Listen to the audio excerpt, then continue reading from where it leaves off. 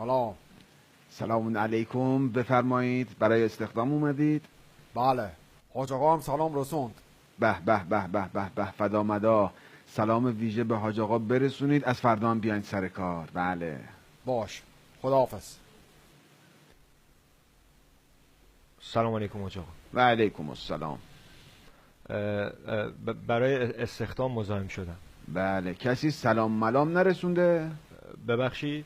هیچی. خب من یه چند تا سوال میکنم ببینم شما واجد شرایط استخدام هستید یا نه.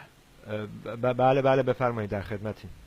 تو هواپیما نشستی، 30 تا آجر داری، 2 تاشو میندازی پایین. چند تا دیگه داری آقا جون؟ 28 تا. درست. خب چطور در 3 حرکت یه فیلو تو یخچال جا میدی؟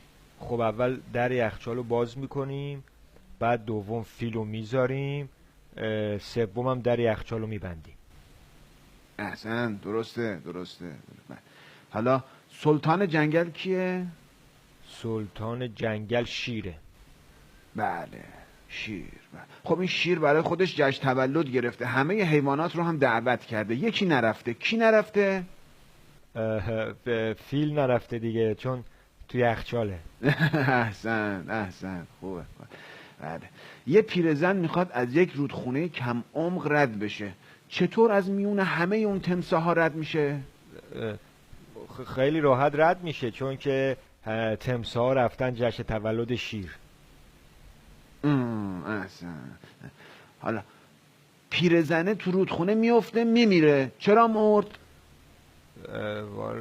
والا نمیدونم، شاید غرق شده. نه دیگه، غلطه. اون آجر که از هواپیما انداختی پایین خورد تو سرش. خب به این ترتیب شما واجد شرایط استخدام نیستید آقا جون. بفرمایید.